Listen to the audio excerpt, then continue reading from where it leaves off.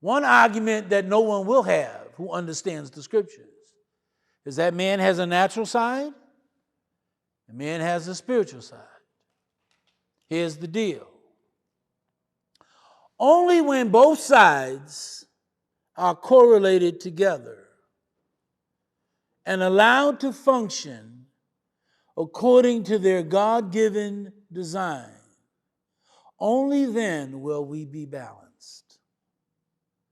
Will we be able to hear the will of God in our conscience? Will we be willing and able to acknowledge the need to yield to our conscience? Our spiritual side is designed to provide guidance and direction for our humanity. So that, listen to me closely, not so that you'll have a happy marriage, though that's very possible. Here's the deal.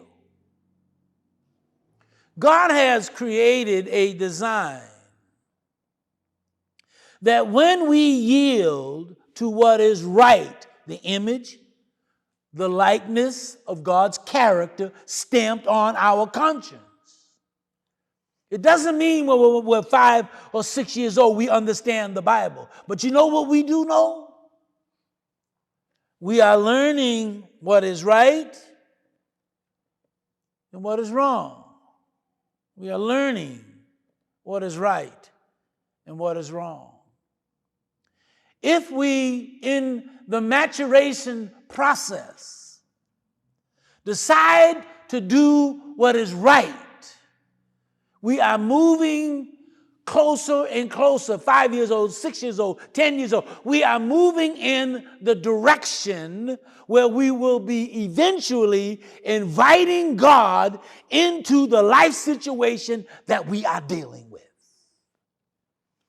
Because if you don't invite him in, you will be living what you think is life that is really just survival.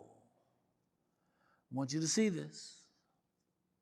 Whereas life gets complicated increasingly as we move on into adulthood, we will not have the capacity.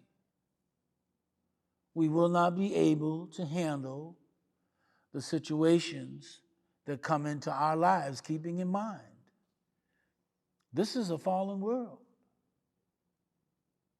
Satan is after you, but God is after you too. And he has provided an internal resource to guide you. And if you continue to yield to him, simply put, I think I mentioned it last week, simply put, we already know what's right and what's wrong. We already know. Matthew 7:12. Do you want somebody to do something to you? Hello? Stay with me. That you don't want done? Hello?